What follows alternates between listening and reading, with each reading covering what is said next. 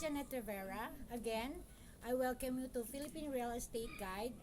I would like to talk about what is real estate investment in Philippines and how to do with it. When you find a property and you are very interested because of this beautiful Philippines country, I would like to suggest that you go to the Register of Deeds first and check if the property that you are buying is clean of encumbrances. And then after checking, you will check at the back of the title if it is clean.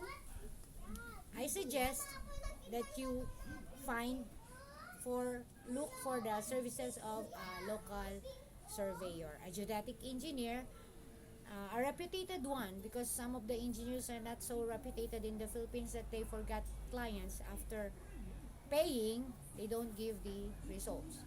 Now, you have to do a relocation survey of your property that you are specifically buying. Number 3 is you have to check for the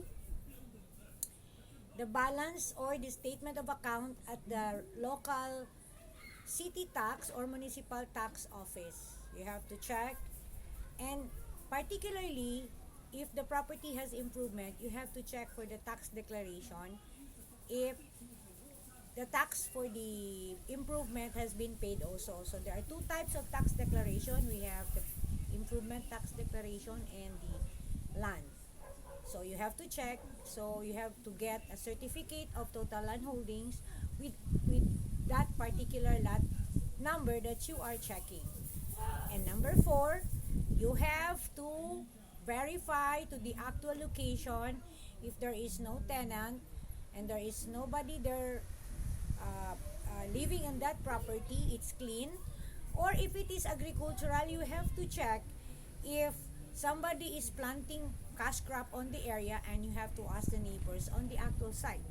You have to do your due diligence, as we call it, in real estate, so that you can really get the very clear vision of the future property that you are buying.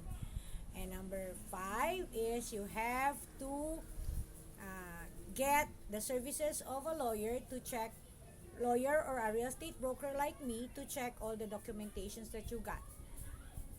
So this is all for now. We are talking about how to verify titles and properties in the Philippines in a step-by-step basis. If you have some questions regarding the properties that you have purchased, or if you have a problem, just don't forget to subscribe and comment below. Thank you very much for watching this video.